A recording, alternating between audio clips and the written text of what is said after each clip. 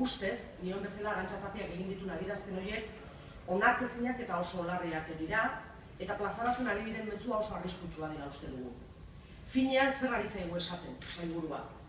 Zerga politika ez dituela aberatsak estutu behar, eta hala izan ez gero gainera, normala eta onargarria dela, aberatsek beste herrialde batzuetara joatea. Funtsean hori esan digu.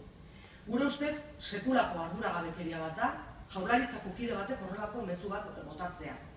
Azken batean, eta hau da larriena, zerga iruzurraren eta elusio fiskalaren aldeko apologia egiten ari delako, eta hori ezin du egin horrelako ardura daukan pertsona batek.